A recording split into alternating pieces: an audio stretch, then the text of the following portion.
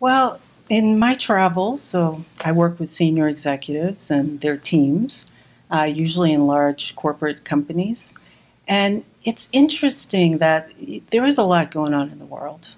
But when my clients talk to me, what they talk to me about is they have a concern about what's going on in the world, and they come to me to say they're feeling restless about what's happening. So these are successful people. I'm inspired by some of the people that I work with. So senior executives at large companies who are doing big things, and they're successful already. So this is not a matter of a lack of confidence about what to do in the world, but they want to have a greater impact.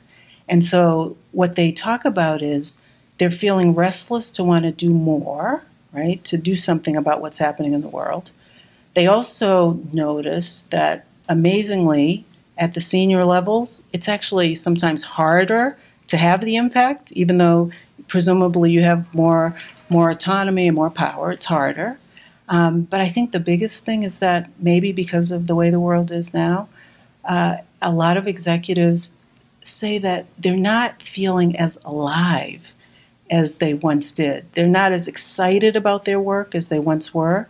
And so there's that wish I want to have an impact that's bigger and an impact that's more meaningful, but I want to feel alive. Yeah, that's very interesting. I can relate to that in my own life because, in fact, this is something that's just happened, I don't know, in the last maybe 6 months, where I realize that almost my entire life has been organized around accomplishment, yes, and a good portion of that around wanting to make a difference. Yes. And yes. Somehow it dawned on me that there wasn't enough I could accomplish or not enough difference that I could make.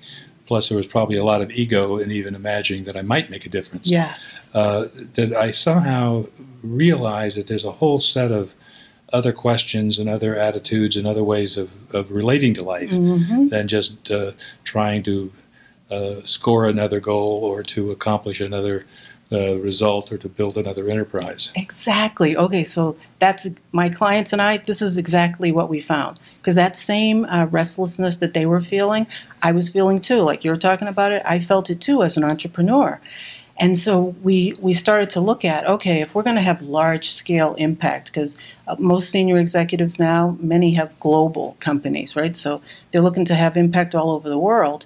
So we said, okay, so to have that kind of an impact, what should we be doing? And at first, the place that we look, like you're talking about, you look to the world of achievement and accomplishment, like, well, then let's get a bigger strategy and let's get a big vision and let's ramp up performance. And so we thought we were looking for a new strategy.